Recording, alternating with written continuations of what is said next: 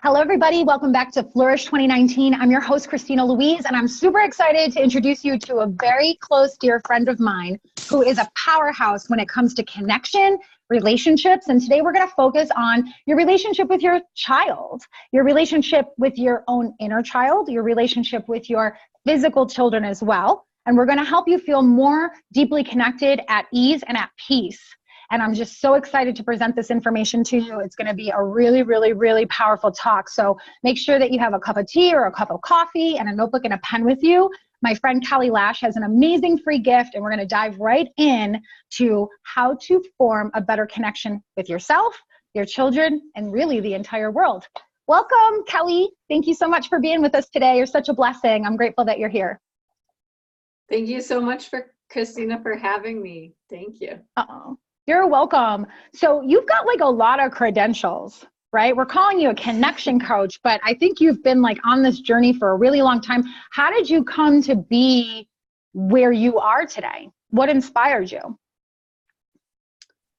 Yeah, great question. Well, what first inspired me to work with people was I grew up always working with kids for a very long time since I was young.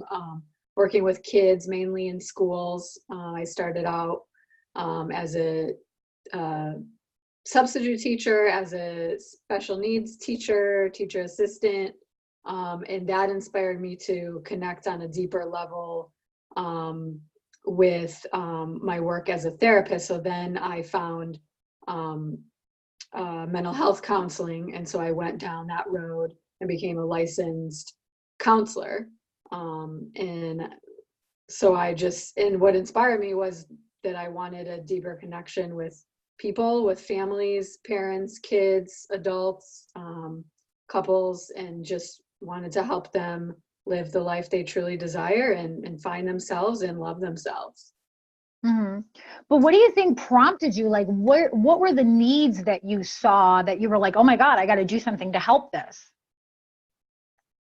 Yeah, I mean, basically meeting a lot of kids who grew up in the world we live in, right? This is obviously not an easy world to grow up in. I mean, even if we come from a fairly stable home life, we still are faced with enormous challenges around us. And if we don't come from a stable home life, then we've got even more challenges to face and work through. So just seeing that there is just a tremendous need for that. And I just have always felt passionate about working with people to help, manifest what they really desire and create joy in their life and create the happiness that they deserve, that they're entitled to.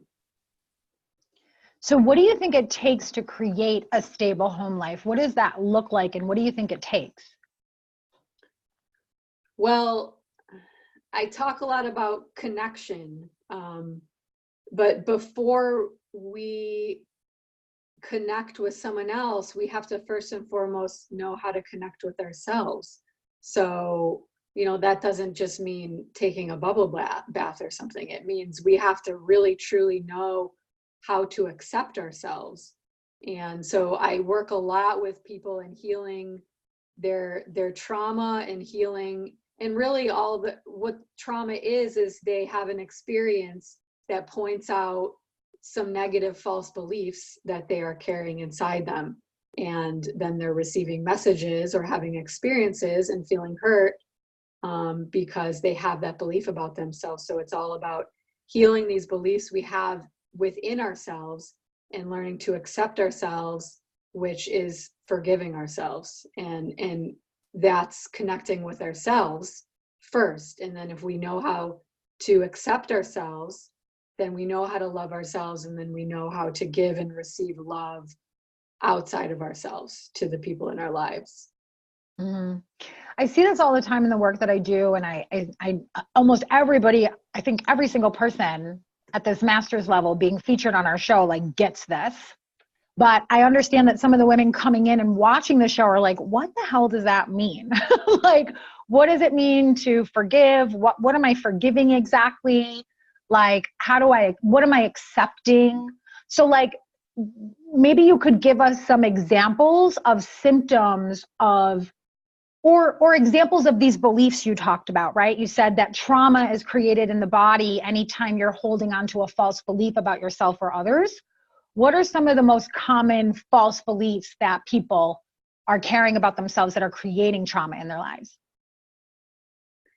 Yeah, so there's some very core common beliefs that we hold, whether we're aware of them or not on this level.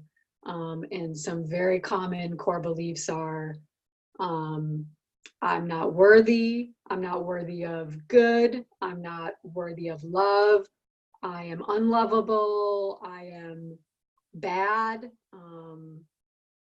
There's something wrong with me. there's something wrong with me, exactly, I'm Mm. stupid.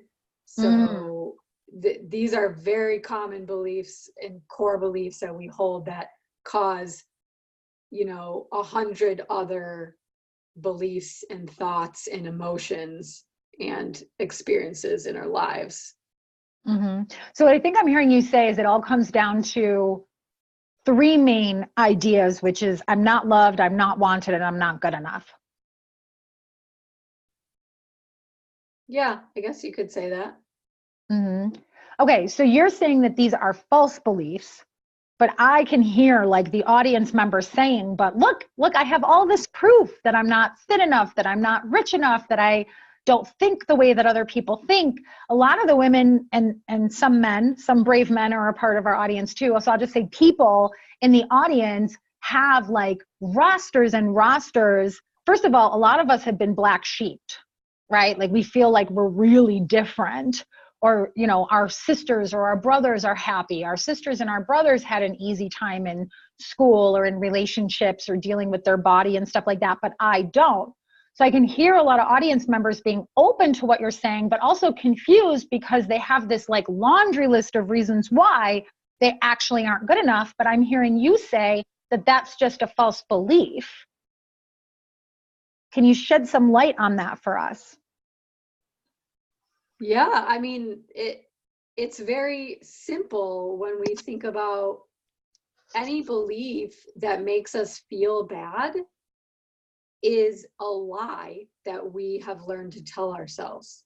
So we've either learned that from people around us giving us those messages, or we've just learned it on our own because we happen to be human beings, born as human beings. And any belief that we have that makes us feel good is the truth. That is the truth about us.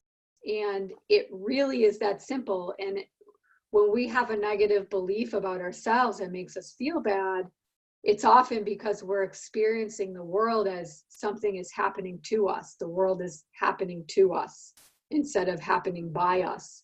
So if we can step into that state of acceptance that nothing happens to us, that this is all happening by us, meaning we are creating this proof that we are not good, not lovable, not worthy. If we're believing that, then what we see around us is just going to prove that to us. And so the things around us are going to be manifested in our life. And it's much, much easier for us to see the proof that proves that these negative beliefs are real. And it's more challenging to look around and see the truth. Right. So I think what I'm hearing you say is that well, first of all, I think it's important that we all kind of come together around one point, which is no child comes out of the womb blaming and condemning themselves. Right? Kids come out of the womb, they only cry when they need to be changed, they need to be fed, or they need to be held. Right? Like they're cool. As long as they're, not got a wet butt and they got food in their belly and they're getting love on a regular basis, they're chill. They don't need a bank account. They don't need a boyfriend, right? They don't care what kind of clothes they're wearing. So no child really comes out of the womb beating themselves up, calling themselves stupid. In fact, most kids that I've come into contact with, and you would know better than me because you have a lot more experience one-on-one with children, you can tell me if I'm right about this, they're like, hey, what did you get me from the store? It's my birthday. Buy me stuff. Like, where are you? You're supposed to be here. Look at me. Look what I can do. So really, all of us are kind of born with this natural level of worthiness and expectation of good, right? And so where do we get this idea that we're not loved and we're not wanted and we're not good enough and we're stupid and we're never going to make it? So yeah, we are born.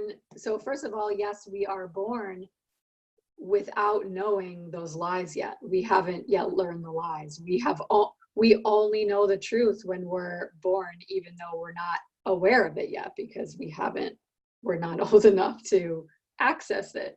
But intuitively we know. So we grow up and learn more and more lies that then get us farther away from that truth about us. So we're born with only the truth, and children know this. If you look at a child, that's reflected so beautifully, because a child doesn't, if a child is young enough, they haven't yet learned to condemn themselves. They haven't yet learned resentments. They haven't learned to blame themselves or feel guilty. They've learned that from the world around them. So then they have this core belief that is a reflection of the world around them. And so then they grow up with the idea that world is happening to them, causing them to deserve the bad things that are happening to them, which is not at all true. It's just a complete lie that our ego is telling us. Right. So what you're saying is we come out of the box perfect, knowing the truth.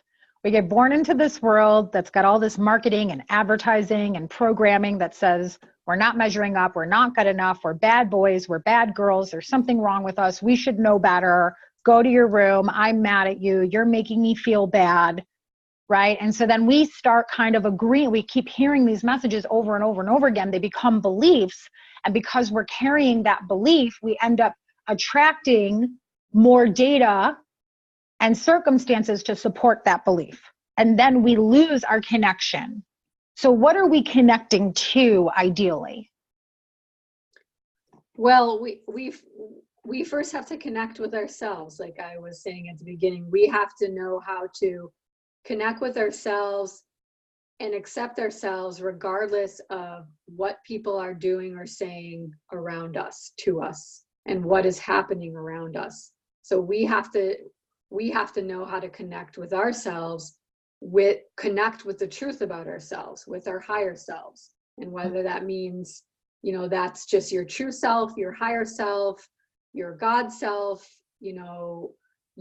whether it's spirit or nature for you, whatever it is, it's your higher self and it's your true self. So we have to connect with that before we can connect with anyone else.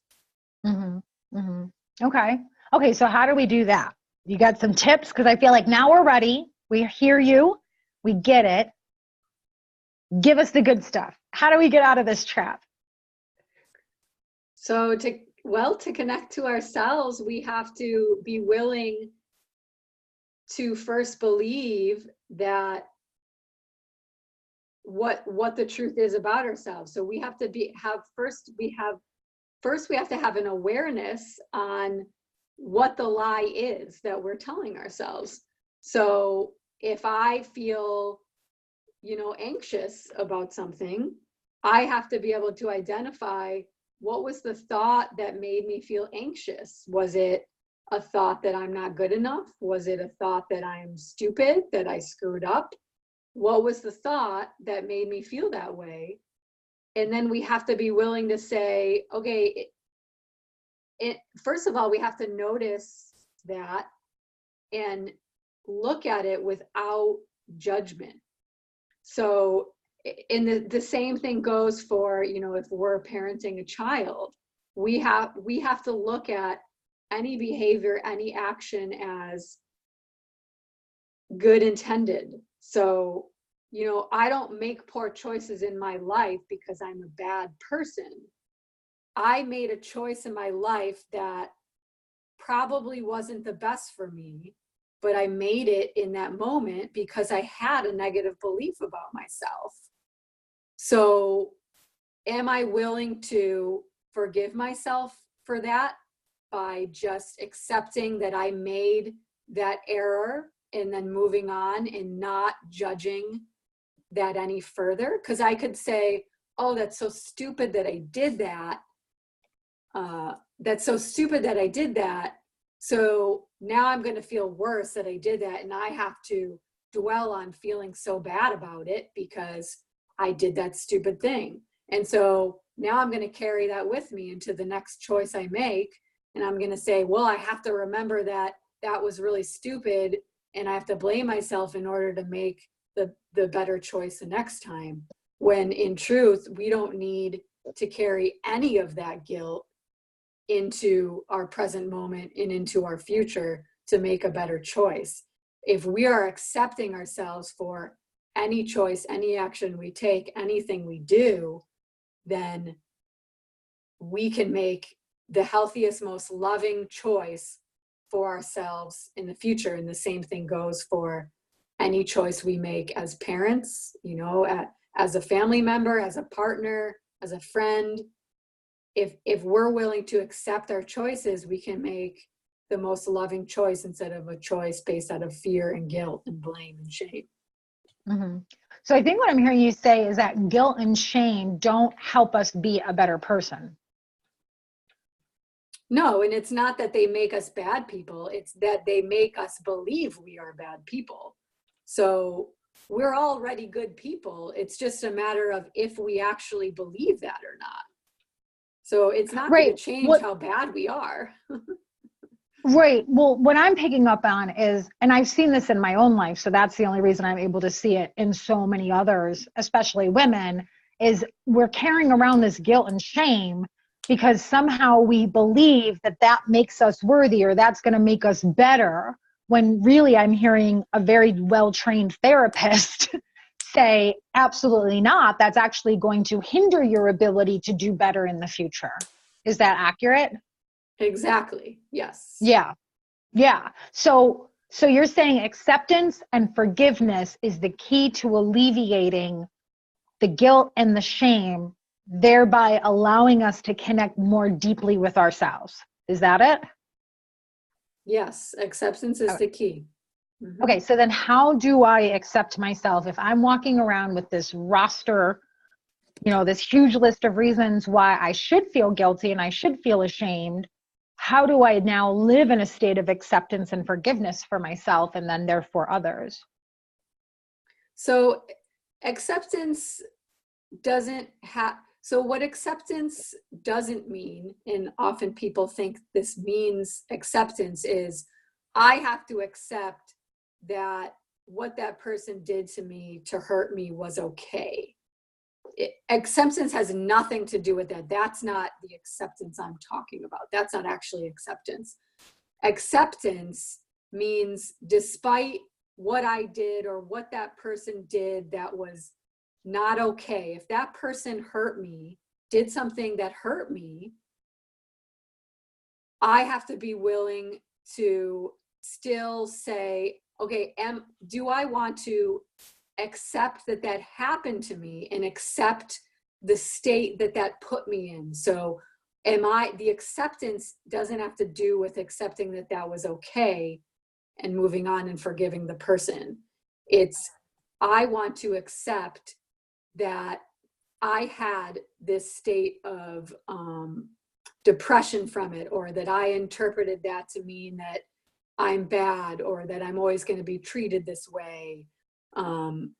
Things like that. Am I willing to accept that I felt depressed about this for many years? Am I willing to accept that I, felt traumatized by this, that I had got a lot of anxiety from this one incident, Mm-hmm. Am I willing to accept that I had that strong emotional reaction to it? So am I just willing to accept that that is how I responded without judging myself further for having that strong response to it? I just want to take a moment to breathe that in because I think that's really important. And really, if people can just slow down for a moment and maybe rewind it and listen to you again, I feel like it can click, it can pop, it can alleviate. I mean, I'm just starting to hear a lot about this word acceptance and really seeing the power of that. And I was thinking about it, like when I was hearing you talk, I was thinking about some of the episodes, traumatic episodes that I've been through in my life.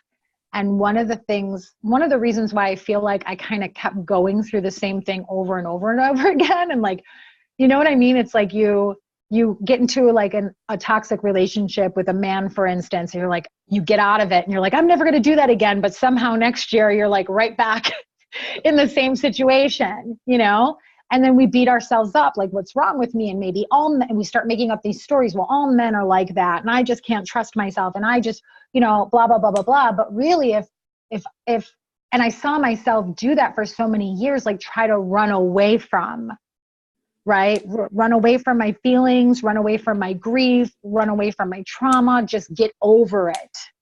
As some people are still talking about in the world, like, oh, you should just get over it, or you should just break up with him, or, you know, you should just correct your kid. Don't let your kid talk to you that way, you know? And we get all these messages about control and how we should control ourselves and what we should and shouldn't let other people do.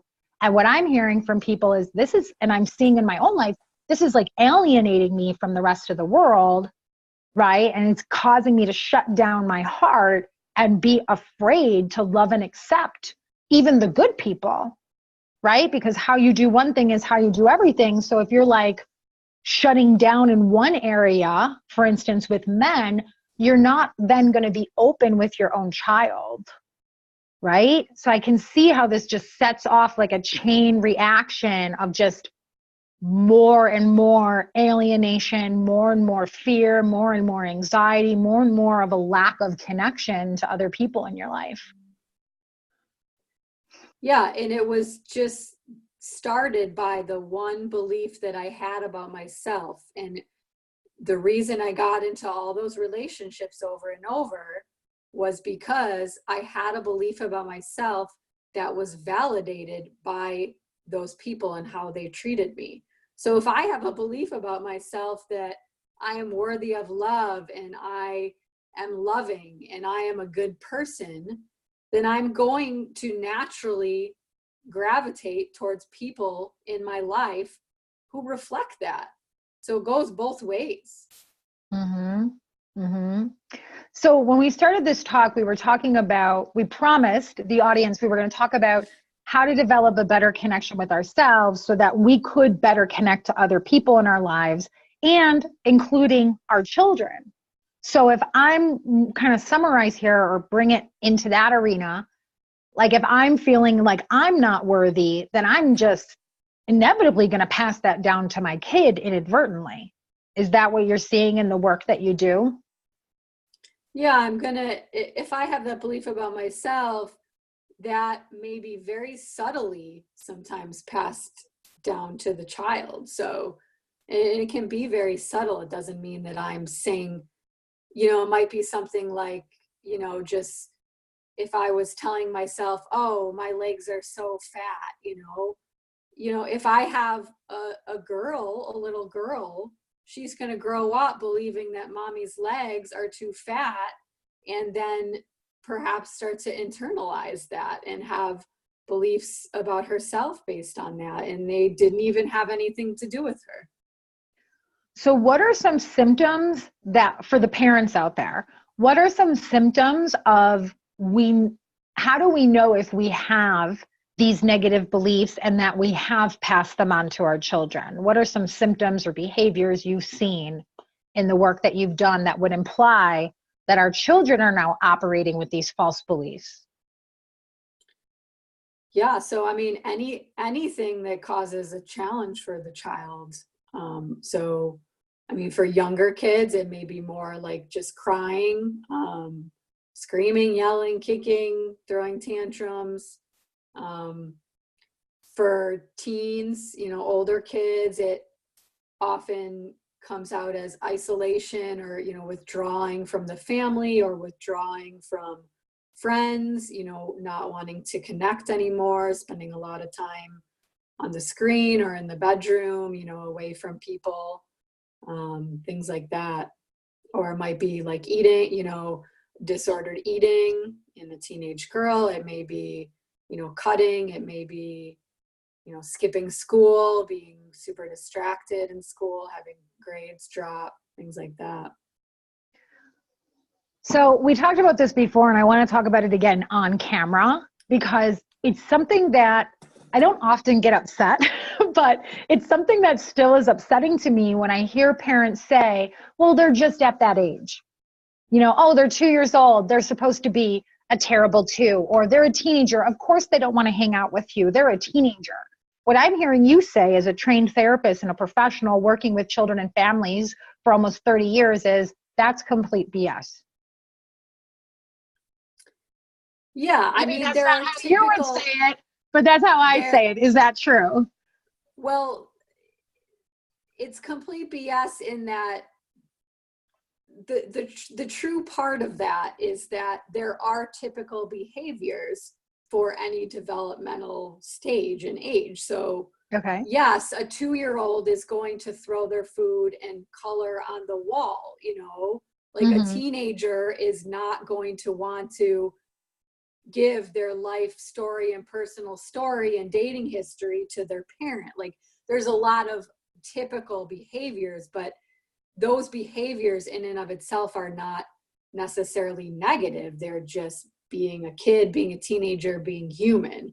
So, you know, the rest of it is BS if we're interpreting that as, oh, boys will just be boys, you know. Yeah. No, that doesn't get them off from the responsibility of that they have to learn how to be respectful to other boys and to girls and to adults like that. That's not an excuse, obviously. Yeah. So in addition to being credentialed as a therapist and a coach, you also have specialized in hypnotherapy. Is that right? Is hypnotherapy different than hypnosis? Hypnotherapy is a more like it's specifically using it for therapeutic purposes. So so how do you identify? That's really the point that I'm trying to make here. Do you identify as a hypnotist or a hypnotherapist or something else? Do I have it all wrong? So I am certified as a pediatric hypnotist, which means I have a credential and training to use hypnosis with children in a therapeutic way. I also have a lot of training in doing hypnosis on adults, on myself, and teaching self-hypnosis. So, and I do that in a very individualized, unique way. So it's adapted, it's catered towards the individual. So if the child or the adult has a specific issue, if they're trying to quit smoking, or if the child is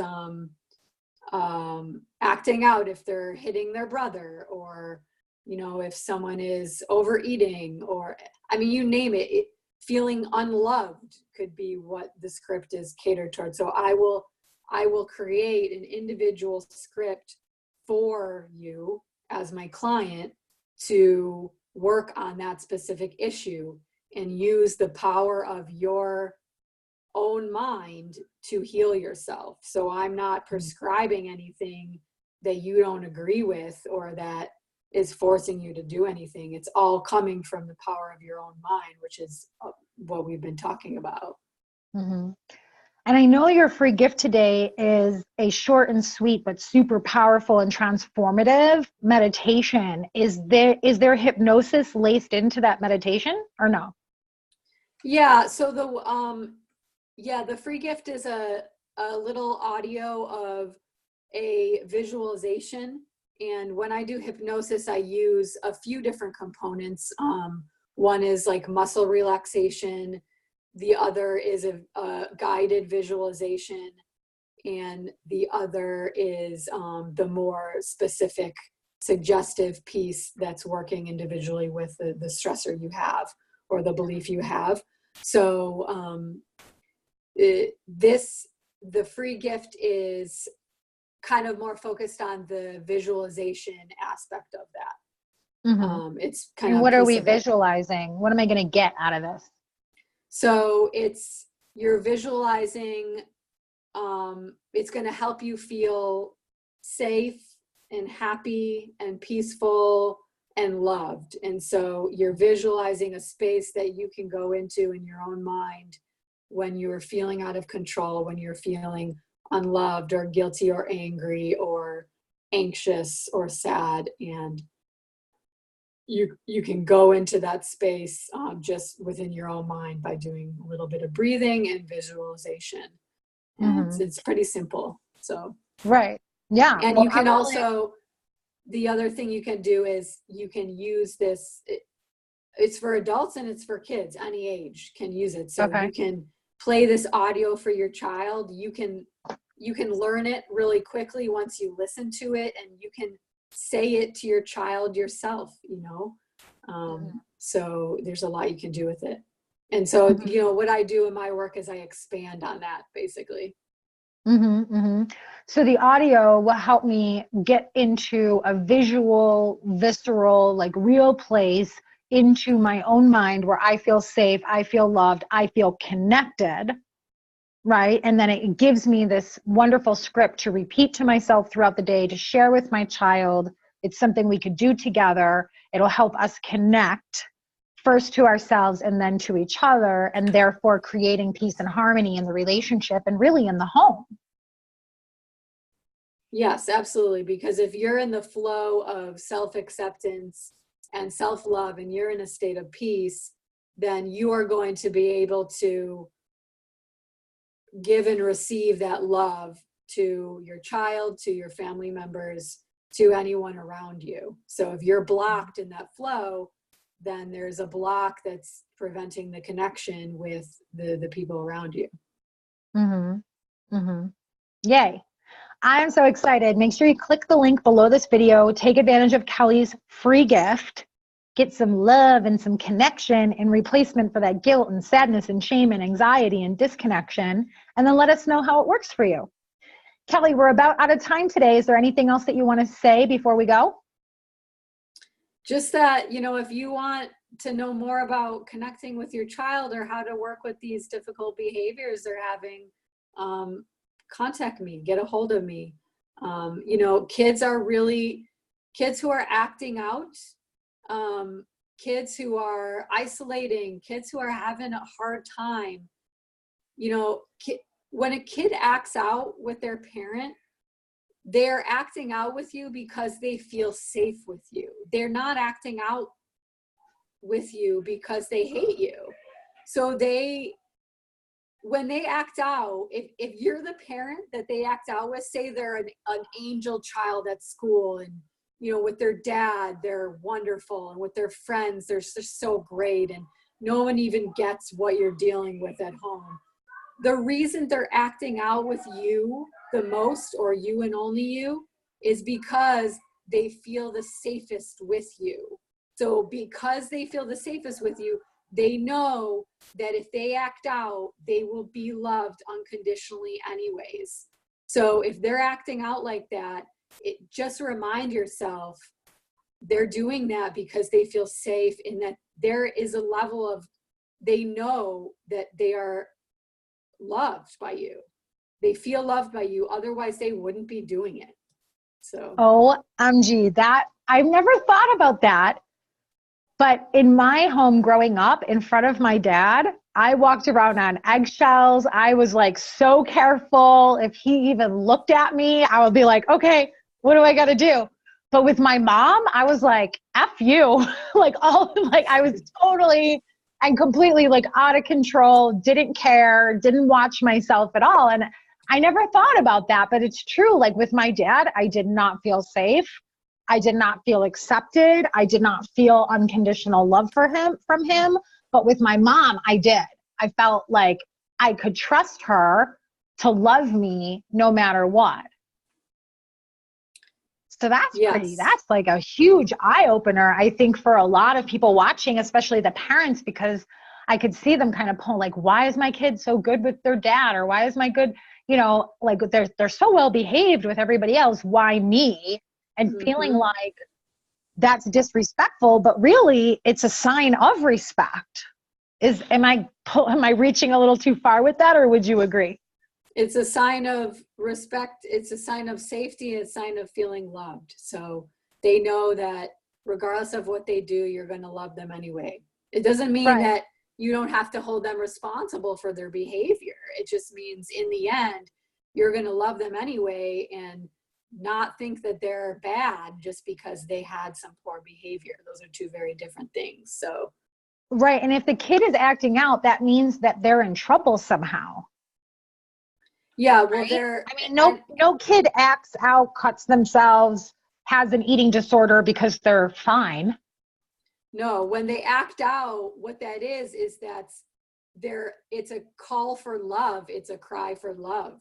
And it's a call for connection with someone, and often with the parent. So if they're struggling, they're having a hard time, and they're asking for help in some really weird way that doesn't seem like they're asking for help, or even if they're pushing away help, it is a call for love.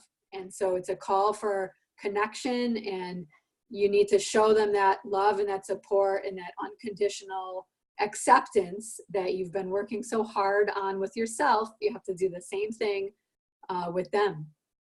Yeah, because you can't help your kid unless you're like receiving the help that you need from the wounds that you went through, right? So I mean, see all these moms, especially, this is just what I'm seeing. I'm not saying that there aren't dads. I just work with women, so I see women a lot. But, oh shit, now I forgot what I was saying because I was so busy defending my point of view. Okay, you have to help yourself before you have to put on that oxygen mask first yourself before the kid. That's a cliche, but it's true. It's so true.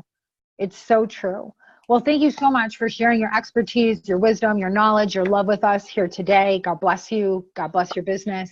Thank you for doing the work that you do. And thank you all for participating, for sticking with us, for enjoying this talk, for giving us your feedback in the Facebook group, for spending your time and your energy, investing in yourself, building that connection with yourself, loving and accepting yourself. It's not only good for you, not only good for your family, but really good for the world. So thank you, thank you, thank you for allowing us to be a part of that journey. Make sure you click the link below this video, grab that free meditation, powerful audio for yourself, for your family, and I'll see you all tomorrow with another amazing, amazing, valuable, valuable talk. Bye. Thank you, Christina. Thank you, everyone. Bye, Cal.